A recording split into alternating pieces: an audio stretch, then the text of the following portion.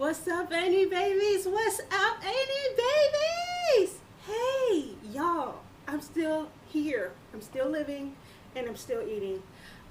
You guys, I have tried twice to film videos for you guys that ended up being epic fails. Whether it was the phone filling up with running out of space, or falling over, or thought I clicked it and didn't click it, and man, it's been a hassle. But y'all, I am still here. Your auntie, safe, healthy, happy, blessed, and I'm so grateful that you are too. Glad that you guys stopped in for this meal. Seafood boil, seafood boil. Y'all, I actually filmed one, and it was a really good one. And I was talking about that Tiger King foolishness. But y'all, I screwed it up. I screwed it up. Whatever, y'all. I'm ready to eat. I'm so hungry. I have been waiting all day for this. I literally have not eaten because I'm waiting for this.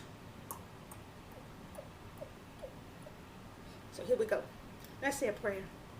Father, we thank you for the food we're about to receive, for the nourishment of our body. For Christ's sake, and y'all, I get tongue-tied on that one part. Y'all know I got this tongue ring. For the nourishment of our bodies in Christ, we pray. Amen. I might have to take it out. I don't know what it is. TH sound sometimes. Get a little tongue-tied. Anyway, I got some B-love sauce. I got a couple lemons up in here. Again, I'm going to have to invest in some clear bowls so y'all can really see the sauce. And this is hot, hot, hot, hot, hot, hot, hot, hot, hot, hot, hot, hot. See them onions? See them onions? And the garlic, and the goodness, and ginger. It's all up in there. Mouth watering just thinking about it. Lord, thank you. Oh, so y'all, what's been going on? It's a whole lot been going on. I mean, and y'all know I work in the medical field, so I'm right in the front lines of this COVID, Corolla mess. Y'all, it's crazy out here.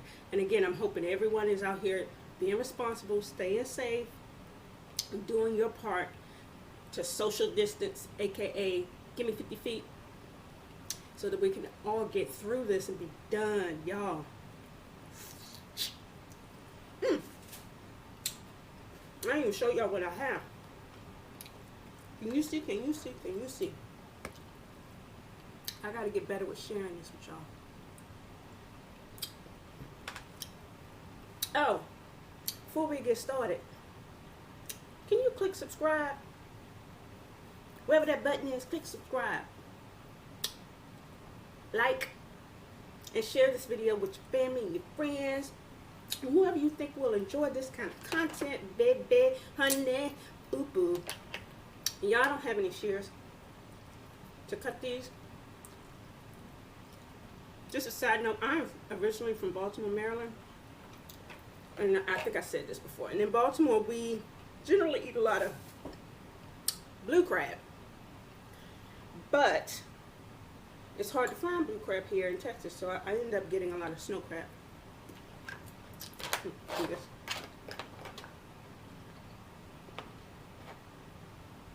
And growing up, we would eat crabs out on the stoop, what have you. And y'all, we didn't use the little cracking or the little hammer, little mallet. We use our teeth. Y'all gonna be watching me use my teeth to crack open this shell, like so. Kind of pulled this one out a little too far from the joint. Here we go. Y'all know y'all been seeing all this craziness going on. Everybody in the house, people going stir crazy. Fortunately or unfortunately, I don't know how you look at it, I'm still out here in these streets risking myself to exposure. I'll be looking at everybody crazy. Don't walk up on me unless you want to get popped in the throat. I'll pop you in the throat. Honey, I will pop you. See, crabby. But yeah, I've been going to work. coming home, trying to stay out of the streets as much as I can. I literally go to work and come home. We have all of the things we need here in the house at the beginning of the outbreak. And again, working in the at a health organization, we kind of had an idea when things were starting to go bad. You hear stuff, and when you see your organization reacting, we kind of figured, okay, this is real. So we better prepare. So again, I got up on it pretty quickly. Started getting supplies, everything. I wanted to be able to be prepared to where if we needed to be literally in the house for a month, whether it's personal supplies, food, snacks, entertainment, I went and got everything I thought we were going to need to last us a month. And thankfully,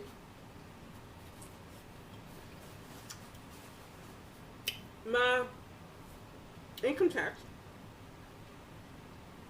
came right, excuse me, it came right as things were really starting to hit the fan. So I really was able to prepare like I needed to.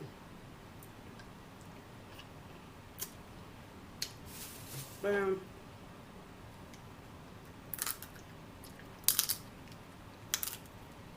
my friend Heather always makes fun of me because I use my teeth. Sorry, he got strong teeth. Build strong teeth. Now I lose these teeth, it's gonna be a tragedy. Because I don't know how to use them little things. Now the meat don't come out as perfect as some of these other people. I need to start de-shelling. Have it ready in advance, but I like the process. Cracking open the shell. Some people don't like to pick crabs, and some people don't like to even pick crawfish like that. That's the reason why they don't eat crawfish, because it's just they feel it's too much work. But yeah, y'all, ain't much been going on for me. Working home. I've been keeping up with the news, watching this our stupid president.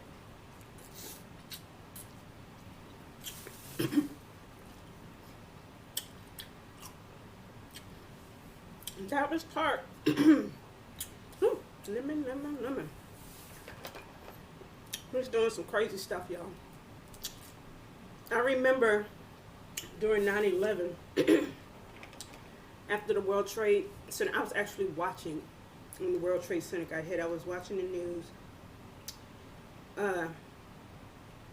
And it showed where the first building got hit.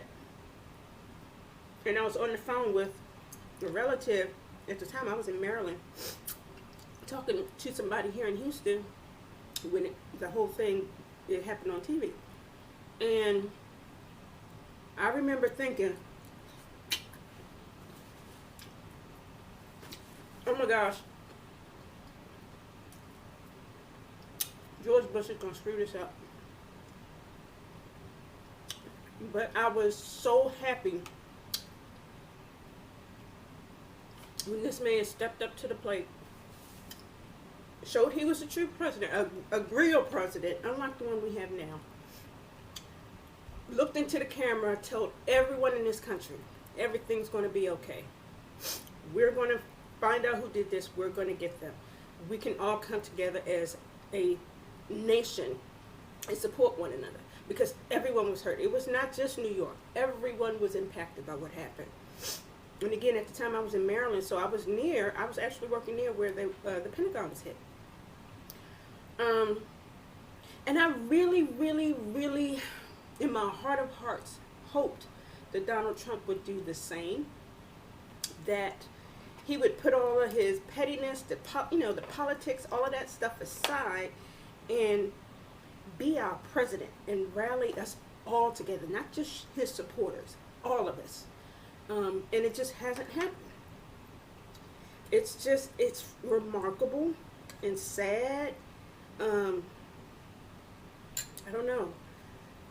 And when you see, and just recently, President Obama endorsed Joe Biden.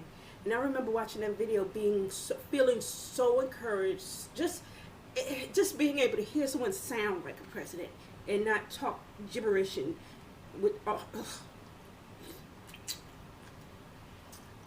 Y'all, I just want him to step up and do what's right for this country. For the country, not just for your base, not just for your election, for all of us. Stop worrying about the election. Here's the thing. If he had sacrificed that platform, sacrificed using that platform for himself, everyone would have rallied around him. I would have. I was waiting for it. I was begging God, please let this man just do what he's... It seemed like mid-March that he was going to do that. It seemed like he was getting serious about it, that taking steps. Even if somebody had to push him, it seemed like, okay, this is going to happen. He's going to step up, be president. And one day he says one thing, and another day he says another. And these attacks on these reporters is just appalling, upsetting. The way he talks to these women. Can you imagine how he talks to his wife? I can. Can you imagine how he talks to his daughter? I can. It's sad and upsetting, and I just wish, I don't know, I don't think there's any hope. He's not going to do right. He's not going to do right. This man is selfish and self-centered, and he's only thinking about himself. So, I don't know. I can't keep talking about him because it's depressing. Now, locally, Houston's mayor, Sylvester Turner, he gets a lot of criticism, but y'all, the man knows how to handle crisis. He knows how to stay calm in the face of, I couldn't imagine Busby, who was running against him. I couldn't imagine this man handling this crisis well. Period. I'm sorry if anybody don't like it. Tough. It wouldn't have been about the city, wouldn't have been about everybody. Our mayor has put plans in place to deal with the homeless, to help with officers and first responders who do contract the virus, and they've acted quickly on many things, and I really I'm proud. And my fellow Houstonians, for the most part, have done what they're supposed to do and stay in the house. Now, you have a couple of knuckleheads that don't listen. I got some neighbors. They were out there. They started boiling crawfish, which in and of itself is not a problem. But then they started selling them. They were selling plates. Now I get it. I'm trying to make a living. Trying to make some money in light of all the financial difficulties. A lot of people aren't working. But y'all, people were in and out of this house. It looked like a corner store. They were in and out of there buying cakes and crawfish plates and fish plates, and I get it. I mean, again, I get it, but people was hugging, and I'm like, y'all stay away from me.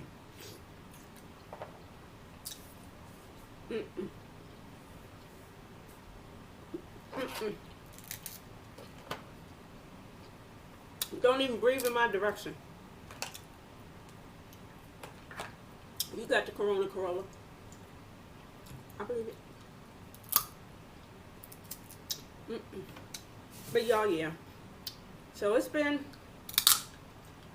crazy times. But your auntie is hanging in there. And we're safe. Yeah. Your cousin Pooh is doing good too. She ain't done that. She's been in the house the whole time. Her school has screwed up her paperwork back in December, January. So she never got to start class, the winter session, after the Christmas break, which was a blessing in disguise. So literally she has been around no one but me.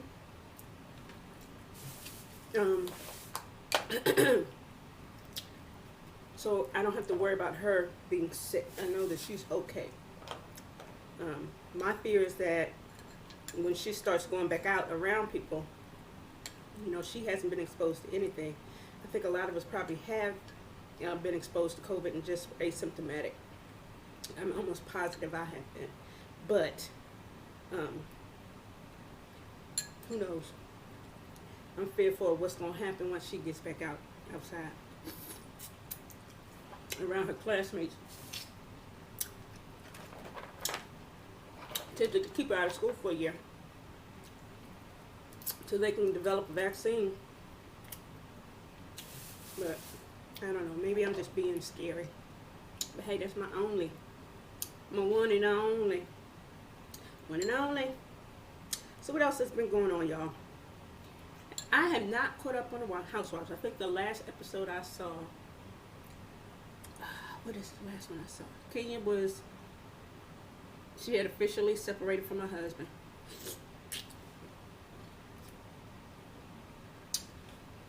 The girls went on a trip to Greece. And that whole thing, you know, I understand that Kenya's main function on the show is to be the bad, shady person, what have you, causing drama. Y'all gets tiring. It's like a lady. Life is too short. You see that now. Too much is going on for you to be mad at somebody over something you sound like they said about your show. Man, come on. You ain't got to like people. But learn how to get along. Go ahead and dig into this. Now, I'm not real good with these claws. I'm gonna have to use something to get them open. Pinching me, bro. Pinching me. But I just, again, y'all don't have to be best buddies, but it would be kind of enjoyable to watch a show where not everybody's at each other's neck. It's got to be so damn ugly. And Nene was ugly too, I mean, but admittedly she was trying at the beginning. She tried, you just weren't receptive. I think the show would be, I mean, there's entertainment in the fights, but later for that. It's getting too much to be like Love and Hip Hop. Stop. And although I love Love and Hip Hop, all that fighting shit stuff, I ain't with it. I got a female. Got the baby roll, the lobster roll. See my fingers? Y'all don't know what roll is. It's eggs. Like fish eggs. Lobster, just the little red beads. Let's say salmon is red, pink too. A little salmon. I tried it a couple times. I don't get much out of it, so I don't really eat it. And some of it can be really, really salty. So I'm like, eh. Yeah, I love picking crabs. Even though you don't get a whole lot of meat. Unless it's like a lot of people like the big lumps of meat. I don't have to have all that. But I do wish I had blue crab because they're a lot sweeter than these.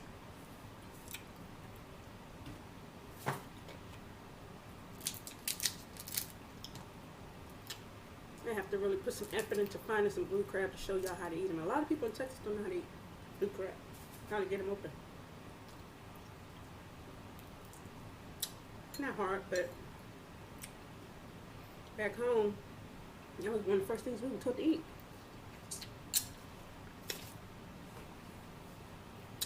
Get you some crabs, honey. It will literally take me 2 hours to eat 2 little crabs because I wanted every little piece of meat and I open up every little piece. But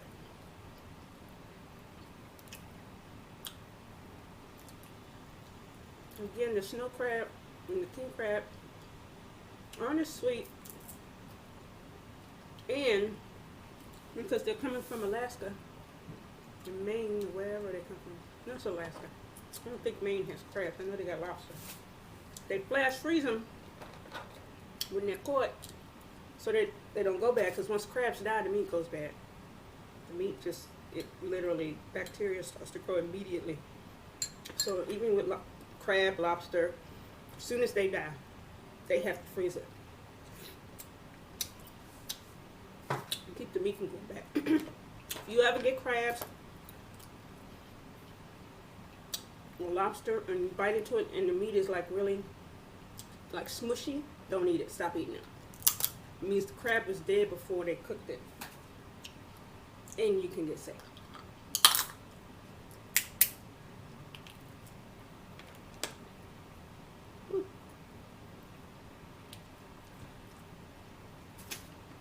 So what else has been going on, y'all?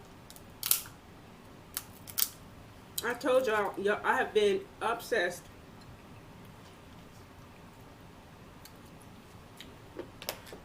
with this Tiger King business. Y'all, please tell me you've seen this. Please.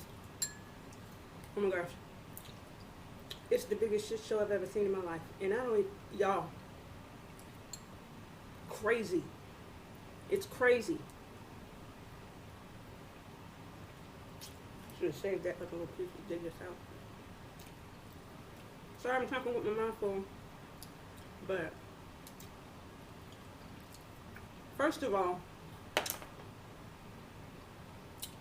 you have a group of people dealing with these big cats, tigers, lions, cheetahs, whatever. And they all pointing a finger at each other saying this was bad, that was bad. When they all bad. That was the one thing I came away from the show. They are all screwed up individuals. Every single one of them. Now, yes, Tiger King was probably the most screwed up person I've ever seen in a long time, but out of all of them, they all had some they all had issues. Joe was just kind of the quirkiest one out of the bunch, and because he and Carole Baskin had such a horrible feud, you know, the story was focused more on him, and again, because he did get locked up for wanting to get her killed. But yeah, that's the story. That's the story. These two big cat people, which I knew nothing about this community, y'all. I don't know why I didn't know about this community. Did anybody else know about this? Was anybody else going to these shows, seeing the big cats in the cages? I knew nothing. I knew nothing. So Joe basically has this big cat zoo, whatever it is, petting zoo, where you pay $600, upwards of $600, to go pet baby cubs and see the big cats or what have you. This dude had lions, tigers, bears, literally. He had some alligators. I think he had some snakes. He had all kinds of crap running around this thing. And it was just crazy. I didn't realize, y'all, there are more of these cats in the United States in captivity than there are in the entire world. I didn't know this was a thing. But yeah, so apparently there's a big market in people breeding these animals and having them in their house, and I don't get it. I'll see you at the zoo while you taking a nap away behind the gate. Yeah.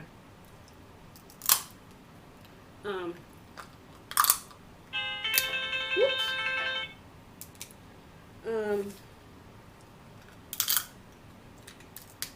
So again, I didn't know this existed, but so apparently there was Joe who was getting famous.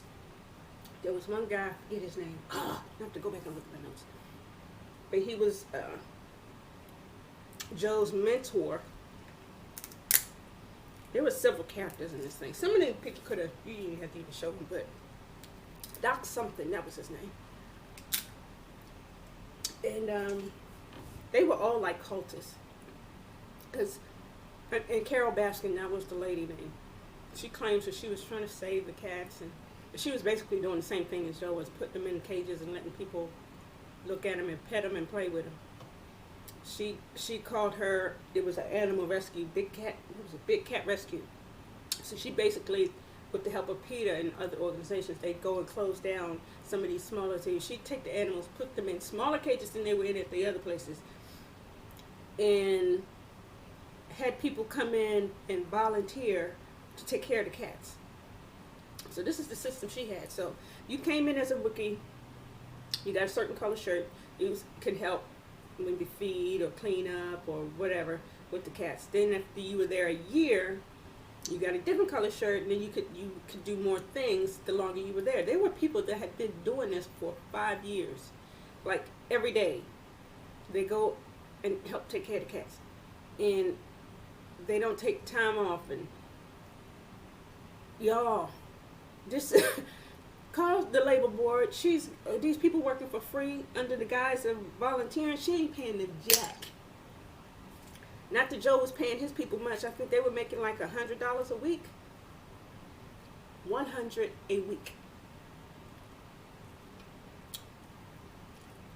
A week.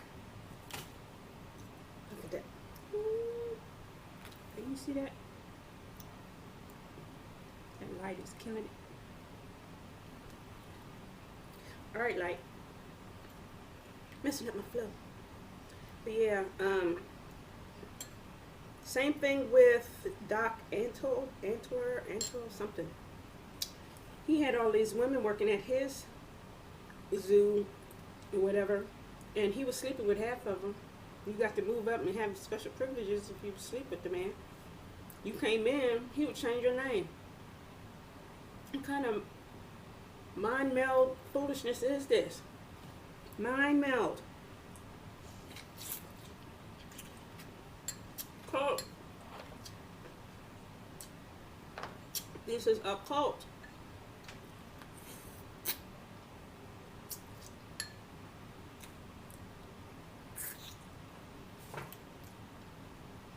I know a cult when I see one.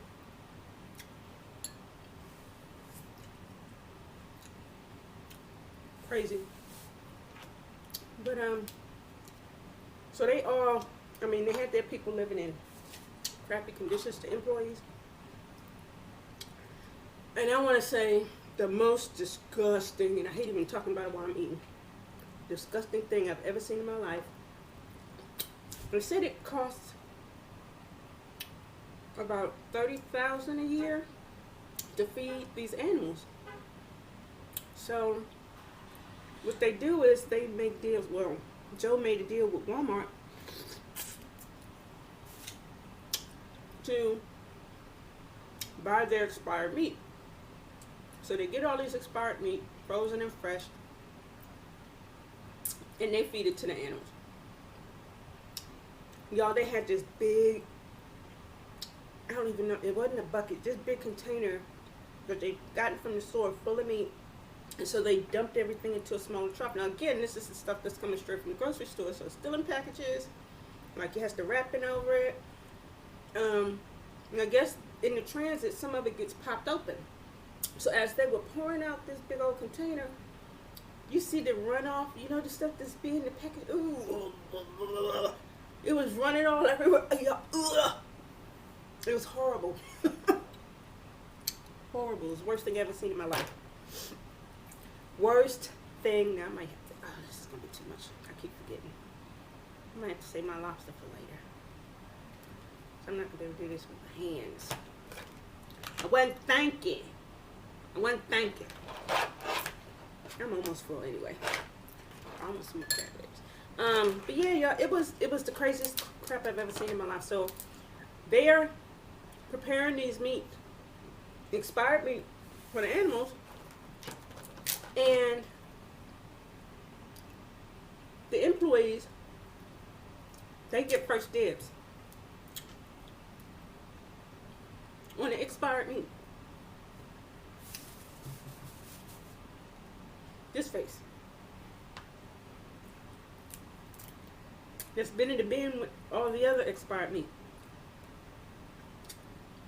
Yo, I never. It's like, who are these people, and why don't they feel that their living should be better than this? You don't see. Why do you see yourself? I could never accept living like that. Shoot, it's hard looking at the spot where I'm in. This spot is lying on me. I'm supposed to be in a 20 room mansion. It's lying on me. This is not what I'm supposed to be in. I'm just saying. But I would never be able to accept, number one, making $100 a week. I mean, I get that you enjoy taking care of animals, but that's not. And then living on the farm in these trailers, they was just scrapping the trailers, showing the trailers. They were filthy. They were infested with rats and roaches. Why do you? Is that self-esteem? That you think you don't deserve better, or don't push for better? I don't know, y'all. That's just crazy to me. How anyone would accept that type of lifestyle. But they were taking the expired meat to eat.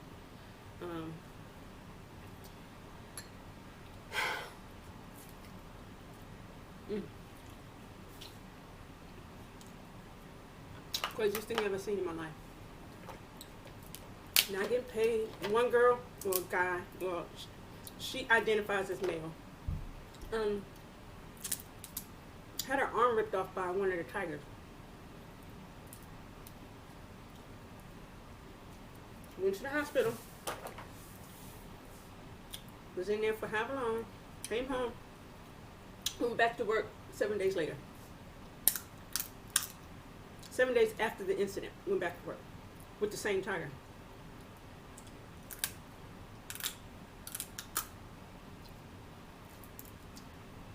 I can't make it up. Y'all gotta watch it. It's the craziest crap I've ever seen in my entire 48 years of life. But so the story ends with, well, it was a whole bunch of stuff. It's so much going on in the story. I can't even talk about all of it. But Joe gets arrested for planning to murder the Carole lady, Carole Baskin, who had the quote-unquote rescue. They had been going at it for years. He was obsessed with this woman. Oh, crap in my face. He was obsessed with this lady. He had this little quote-unquote TV show where he literally talked about her every show. He would go to her rescue place and take pictures and do videos and threaten her, threaten to send snakes to her, and then someone did. I don't know if he did it or if one of his people did. I don't know. She ended up getting a box of snakes in the mail.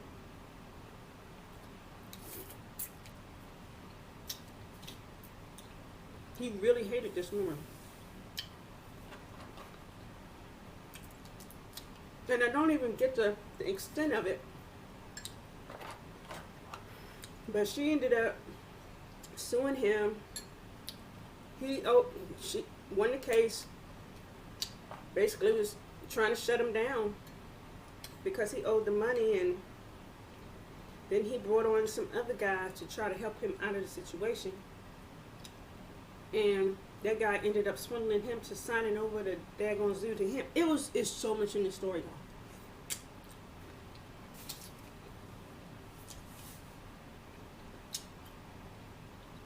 And there's debate on whether the woman killed her first husband because he was about to divorce her, which I believe. I'm sorry. I believe she did it. She fed him to the cats. Chopped him up. Fed him to the cats. Yeah, so Joe has so much animosity towards this woman that by the end of it, he attempted to hire this guy to go and kill him. He was the worst hitman on the face of the planet. This dude took the money, ran off somewhere, and went on a coke binge or something, like a drug binge, whatever he was on.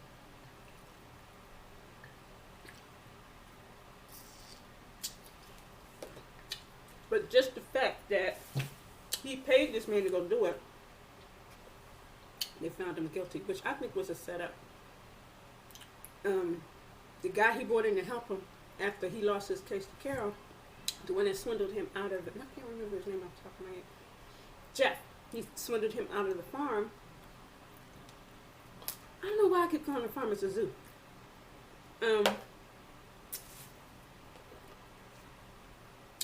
He was the one who helped orchestrate the hit, and then went and basically told on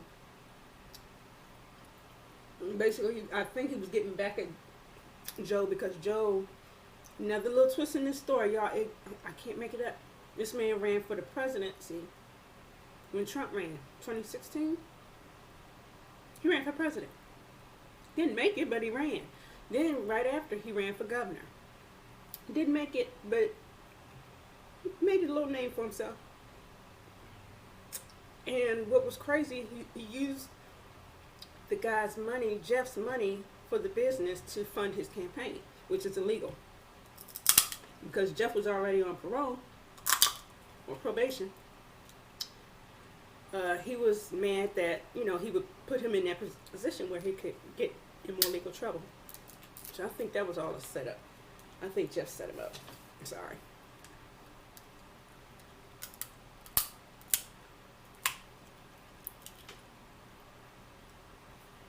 Another good piece. I know this is not my best camera, but that other camera was driving me crazy. But yeah, y'all, go watch it. Joe ended up going to jail for 20-something odd years. And what's crazy is that all of these people who worked with him for so many years, he caused so much strife in the workplace. People just, everybody came out the woodwork and testified against him. All his employees. They all wanted him to go to jail.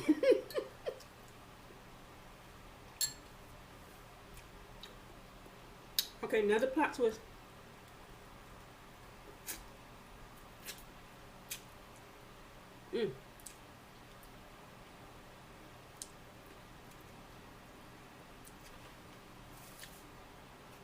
So Joe was gay. That's not necessarily the plot twist. Plot twist was that he was married to this one young guy who was a heroin addict.